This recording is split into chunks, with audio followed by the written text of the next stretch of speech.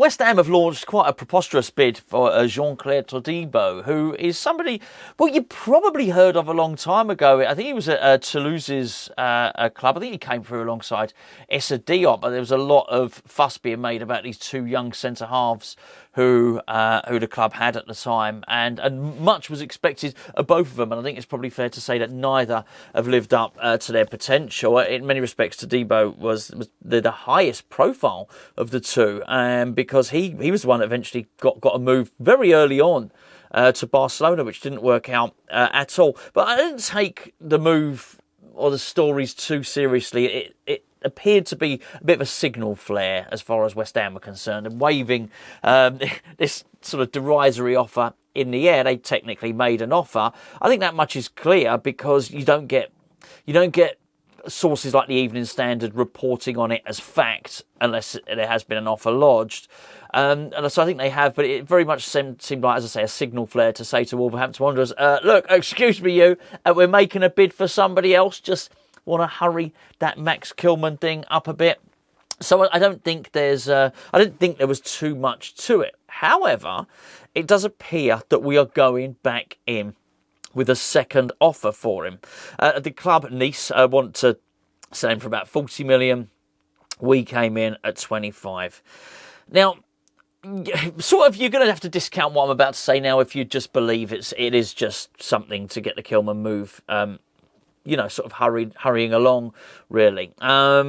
But we do seem to be reverting back to a situation where we're making low ball offers on players. Let's put it that way. I mean, we'll go with Todibo first, and then we'll move on to Max Kilman. But just to surmise on Max Kilman before I go into it, to make my point, Max Kilman, whether you believe him to be worth 45 million or not, Wolves do, and he's their captain. So going in at 25 million is never going to get anything moving.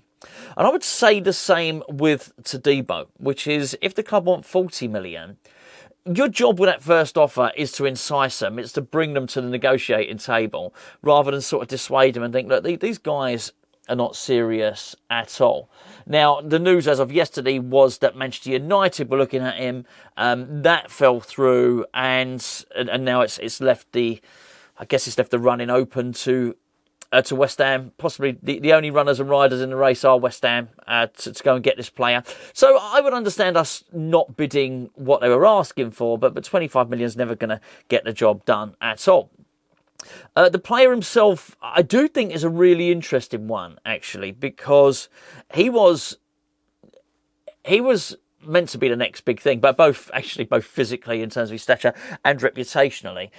We always talk about youngsters, hey, you used to be the future, but he's 24 now. He shouldn't be talking about potential anymore. He should be playing really, really well, and he has done. I think he's played 100 odd times for Nice, and he didn't play many times for Barcelona at all. Got the move, it didn't work out, and they just started loaning him out. I think they loaned him out to Schalke, possibly Benfica, and he never really settled anywhere, you thought. In the end, Barcelona ended up doing these loan deals. He ended up getting sold to Nice for, I think it was something like 8 million euros.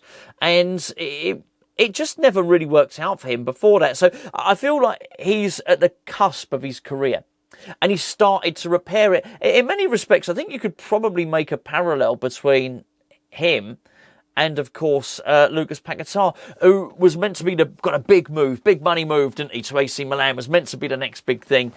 Didn't really work out for him. He had to sort of go to France, to Olympique Lyonnais, and sort of repair his career then, which is what got him the move to West Ham, of course.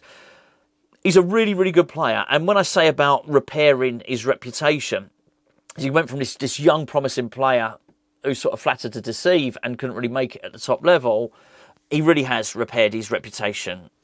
In fact, to such an extent that he's actually ended up representing the France team twice, 2 senior caps to add to his sort of numerous under-21 caps. And as anybody that's seen France play, I was going to say recently France play at all, it's no mean feat to get caps for the French international team, which sort of brings us on to the fact that we're going to make a second bid. Make no mistake about it, this would be a very, very good player for West Ham. I think it'd be a fantastic player and an amazing player, and maybe, just maybe, he is the backup option. But we seem to be linked with a lot of very, very high-profile central defenders at the moment. The club have indicated that they want two. They want two defenders. We're not going to be able to spend big on both of them. We're really not. Even if you don't fully believe the transfer budget, even if you believe what Tim Stuyton said in that wonderful press conference a couple of days ago, which was West Ham don't need to sell, West Ham have got money, West Ham can buy. And I do believe it.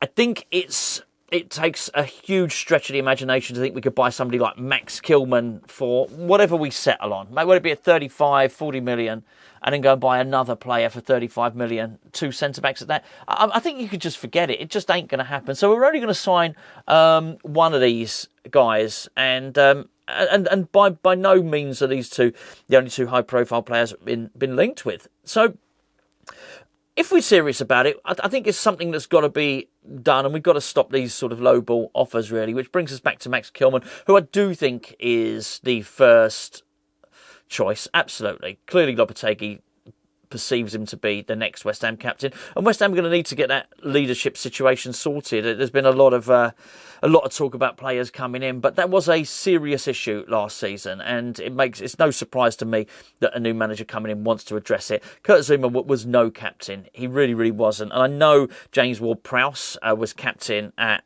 Southampton, but it doesn't necessarily make him a leader. He hasn't been. I haven't seen an awful lot from him to indicate that he necessarily has leadership qualities. But he's a good guy. He's a great guy in and around the dressing room.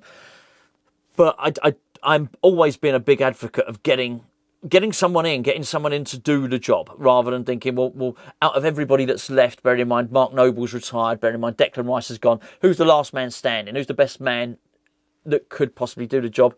Let's get in a specialist. So I have no problem with Max Kilman coming in. But West Ham are going to have to get this done, because so much has been made of Lopetegui. Training starts today. He comes in early. He's had the training schedule all mapped out, and everybody knows what they're doing. And I think there's been a certain level of impetus which has been lost through the early signing of Luis Guilherme.